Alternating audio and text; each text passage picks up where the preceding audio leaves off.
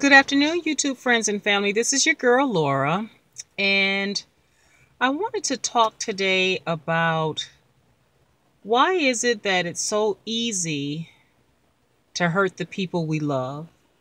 Have you ever heard that old saying that we always hurt the ones that we love? Well, I'd like to talk about that a little bit today. Before we talk about it, right here, I'm showing you a picture of a park that I used to bring my kids to when they were very little. They would play on this park for hours. I would pack a picnic lunch and they would run and play. And then we would sit over at the pavilion there and have a little lunch. Then they would go back right over here, run and play. Oh my goodness. We had some good times. But now my children are all adults now. And so I don't get a chance to enjoy this park as often as I used to. Every once in a while during the summer and the spring and the fall, I get a chance to bring my granddaughter out here. So I get a chance to relive some of the memories of playing on this park through my granddaughter. But anyway, getting back to the subject at hand, why is it that it's easy or we find it easier to hurt the ones we love? Well, I got approximately 5 reasons why we hurt the ones we love. And sometimes it's not intentional. Sometimes we do and we say things in which we don't mean to hurt the ones we love. But it happens. My grandmother had an old saying that teeth and tongue fall out. So anytime you have a group of people together, whether it's a family, a work group, or whatever the case may be, there's going to be some tension. There's going to be some disagreements. But in the end, it's how we handle and manage and resolve those disagreements. Okay, so first on my list, number 1, it's easier to hurt the ones we love because we know that they love us. And they love us unconditionally and that they will always be there for us. Number 2 on my list I have is unresolved issues. Past hurts, hurt feelings, unresolved issues from the past, painful issues, feelings of rejection or neglect or abandonment. And that can also include feelings of or perceptions of being unloved. So that's number 2, unresolved issues. And that's why it's so important to resolve issues, to talk about them, not allow them to pile up and go unresolved. One thing, you should be able to be yourself with the ones you love. They should be able to accept you as you, love you unconditionally. And that involves resolving issues before they get out of hand, before there are too many issues to resolve and it's too late, or that it will take years to dig yourself out of this pit of issues, instead of just going ahead and resolving the issues right away.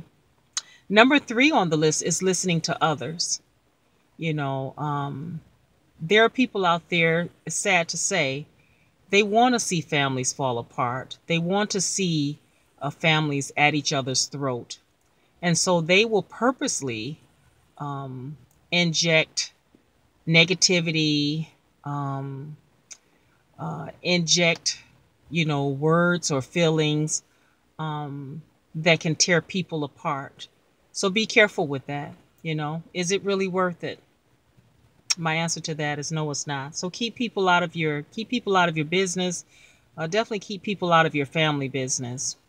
And another thing to remember is if there's a problem, go to the person you have the problem with.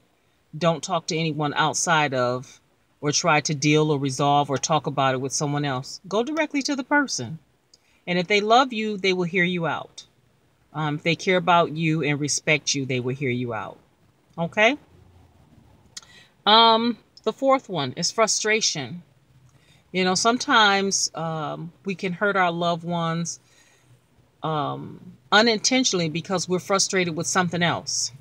We may be frustrated. Something may have occurred on the job and we're frustrated about it. For example, to paint the picture, let's say it's a married man and he had a hard day at work. His boss came down his throat. He didn't get the meeting notes done in time. He was late coming back from lunch. The car broke down. All of these different scenarios. And so when he made it home, he kicked the cat, hit the dog, and screamed at his wife. Well, did his wife have anything to do with it? Did the dog or cat have anything to do with his bad day at work? No, but he took it out on them.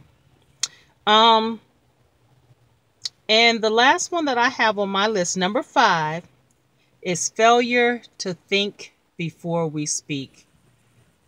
My friends, words have power, and we need to think before we speak. We need to think before we act. We need to pray daily and ask God to put a guard over our mouth.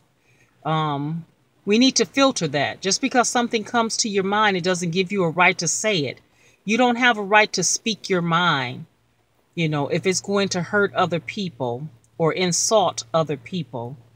You don't have a right to speak your mind. You have a right to speak the truth, but speak the truth in love, not to kill someone's spirit or to hurt them, And, it just surprises me how we throw around words so without any caution, without thinking about it. And once you put words out there in the air, my friend, and I've learned this from experience, and I've lived on this earth a good long time, and I have some experience behind me, that once you put words out in the air, you can't take them back,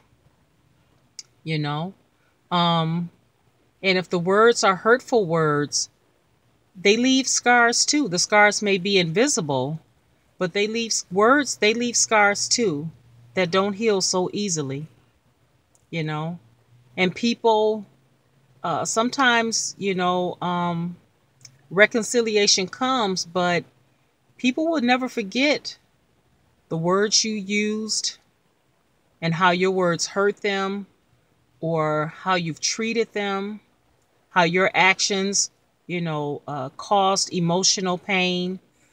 Sometimes people, they don't forget that very easily. And so just be careful with your words. Use your words to heal and to reconcile, not to destroy. Find words of love to use towards your loved ones. And we can eradicate this hurting our loved ones, because then once you hurt someone, hurting people hurt other people. And it's just a vicious cycle. So my friend, use your words carefully. Enjoy your life. Enjoy your loved ones. God is a God of reconciliation. He gave us Jesus Christ to reconcile a sinful world and sinful man back to him. And so if he can do that for us out of love, we should be able to do that for one another. God bless you, my friends. And until we meet again, well, before I say that, God bless you. I still want God to bless you. I meant that. But if you enjoy the content of my YouTube channel, please like, subscribe, share, leave a comment. I would love to hear from you. And until we meet again, as always, bye-bye, my friends.